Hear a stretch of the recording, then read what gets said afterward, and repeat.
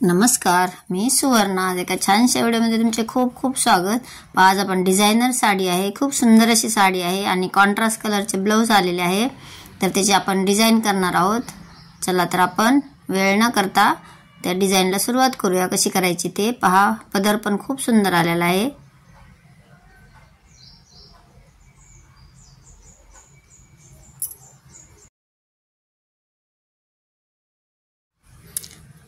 Contrast कलरचे blouse आहे. Contrast colour असल्यामुळे डिझाइन खूप सुंदर दिसत आहे. चला आता आपण त्याची डिझाइन कशी करायची ते पाहूयात. त्यासाठी मी अस्तर घेतलेले आहे. अस्तर आणि मेन फॅब्रिक. तर त्याच्या मापे टाकायचे आहेत. उंची जेवढी आहे त्याच्यामध्ये 1 इंच एक्स्ट्रा करायचे. मी छातीचे माप 7.5 इंच घेऊन अर्धा इंच लूजिंग घेतली आणि 2 इंच शिलाई मार्जिन घेतली. आणि उंची आहे 13 इंच आणि 1 इंच शिलाई मार्जिन असे 14 इंच घेतलेले आहे. शोल्डर घेतलेले आहे 5 इंचाचे. मोंडा घेतलेला आहे 5 इंच. चौकोनी बॉक्स आखून घेतला आणि 1.25 इंचावर एक निशाणी करून क्रॉसमध्ये एक निशाणी केली आणि उभी जी आहे ते अर्ध्या ह्याच्यात निशाणी करून जो मोंड्याचा आर्महोलचा आकार आहे तो देऊन घेतला.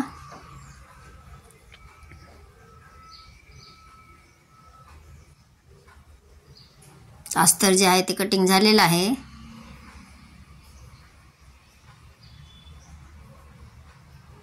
तर मेन फॅब्रिक आणि अस्तर जॉईन करून घेऊया.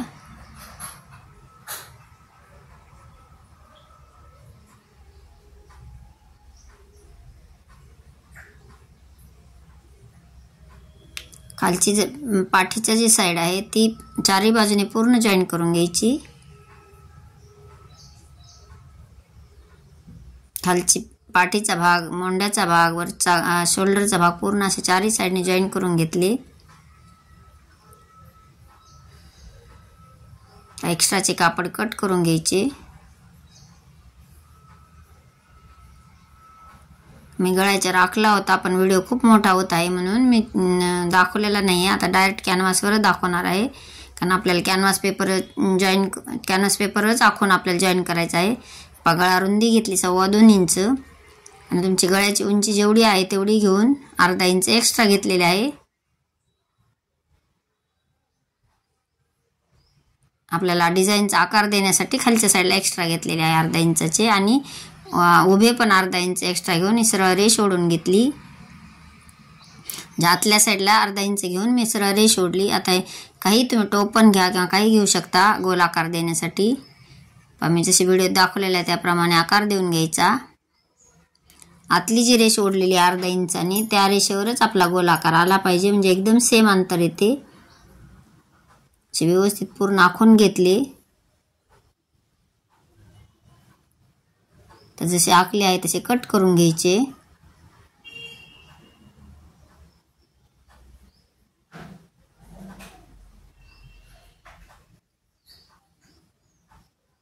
एक इंचाचे बाहेरच्या साईडला सोडून किंवा 1.5 इंचाचे सोडू शकता. तुमच्या आवडीनुसार तुम्ही बाहेरची साईड सोडून देऊन जसा आकार आखला आहे तसा कट करून घेतला.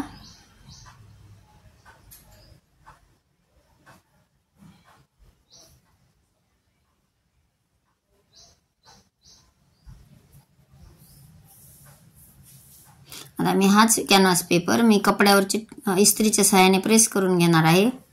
पहा खूप सुंदर अशी डिझाईन आलेली तयार झाली आपली.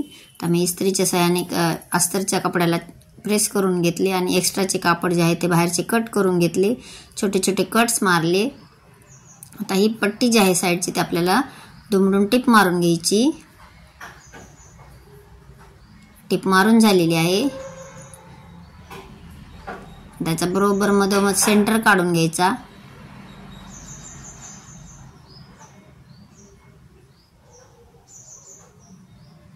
तर तुमच्या सेंटर लक्षात नाही आला, समजा टिप मारायला लक्षात येत नसेल तर अशी रेष ओढून घ्यायची. आता जे आपण अस्तर आणि मेन फॅब्रिक जे जॉईन केलेले आहे त्याला मधोमध असा एक सेंटर काढून घेतला.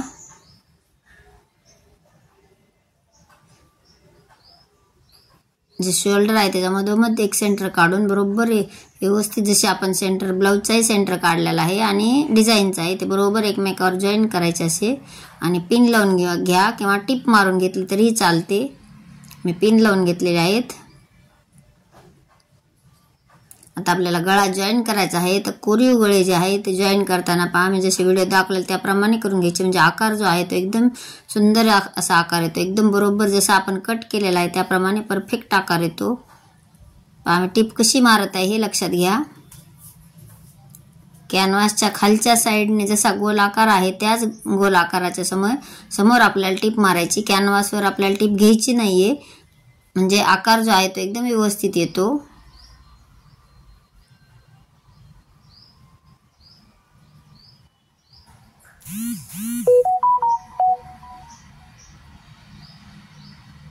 आपला जो कॅनव्हास आणि मेन फॅब्रिक जे आहे ते आपला गळा जो आहे तो जॉईंट झालेला आहे।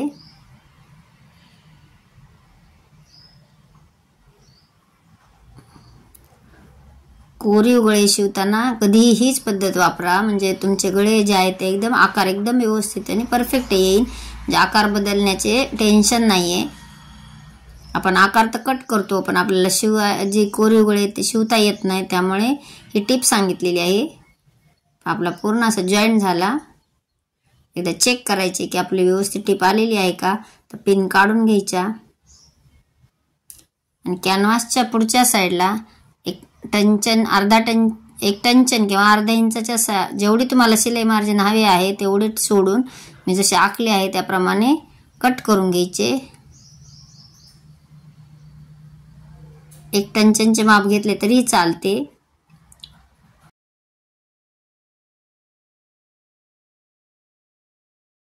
गळा जो आहे तो कट झालेला आहे, आता छोटे छोटे कट्स मारून घ्यायचे आणि जिथे आपला जो कोना आलेला असतो तिथेही आपल्याला एक छोटा कट द्यायचा आहे आणि पूर्ण गोलाकार राऊंडला छोटे छोटे कट मारून घ्यायचा, म्हणजे आकार जो आहे तो एकदम व्यवस्थित येतो।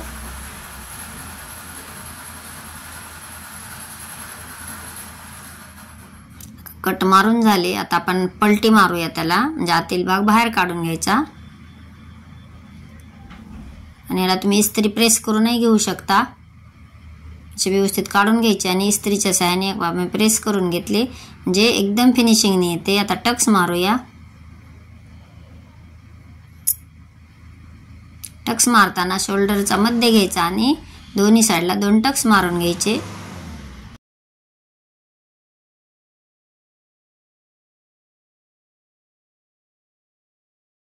टक्सही मारून झाले आणि खालच्या साईडला मी पट्टी लावून घेतलेली आहे। आता आपण डिझाइन बनवण्यासाठी पहा 1.5 बाय 3चा असा तुकडा काढून घेतलेला आहे। साडी पातळ आहे, साडीचेच कापड वापरलेले आहे आणि साडी ऑर्गेन्झा साडी आहे, त्यामुळे मी डबल पट्टी करून घेतली आणि असे जसे मी व्हिडिओ दाखवलेले तसे त्याप्रमाणे असे त्रिकोण तयार करून घेतले। जेवढे आपल्याला डिझाइनला लावायचे आहे त्या पद्धतीने पूर्ण असे व्यवस्थित त्रिकोण तयार करून घ्यायचे। साडी पातळ असल्यामुळे डबल कापड घेतलेले आहे, साडी जर जाड असेल तर सिंगल घेतले तरी चालते। एक्स्ट्राचे जे कापड आहे वरच्या साईडला ते कट करून घ्यायचे।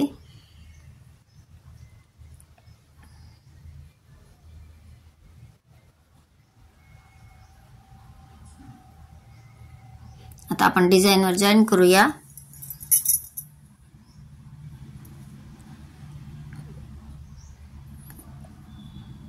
असे व्यवस्थित जो त्रिकोणाचा कोना आहे तेवढ्या भागात आपल्याला ठेवून घेऊन टिप मारून घ्यायची।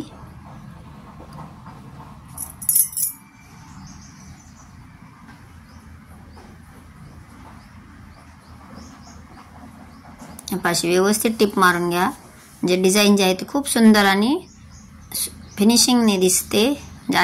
ही जर टिप व्यवस्थित आली तर डिझाइन एकदम फिनिशिंगने दिसते।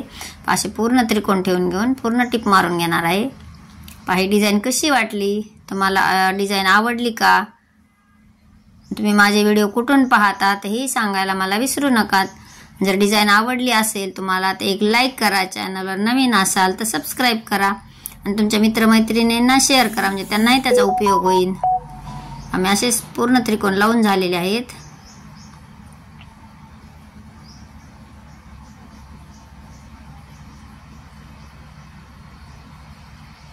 आता मी याला डबल टिप मारून घेणार आहे। 1 टंचनचे अंतर सोडायचे, एक्स्ट्राचे दोरे कट केले, 1 टंचनचे अंतर सोडून परत डबल टिप मारून घेतली, म्हणजे एकदम ब्लाऊज आहे ते एकदम व्यवस्थित दिसायला खूप सुंदर दिसते. परत एक टंचनचं अंतर सोडून परत तिसरी टिप मारली.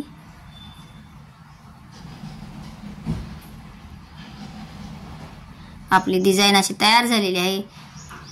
ही डिझाईन तुम्हाला कशी वाटली नक्कीच एक कमेंट करा. संपूर्ण व्हिडिओ पाहिल्याबद्दल धन्यवाद. भेटूयात अशाच नवीन नवीन व्हिडिओजमध्ये. Bye bye.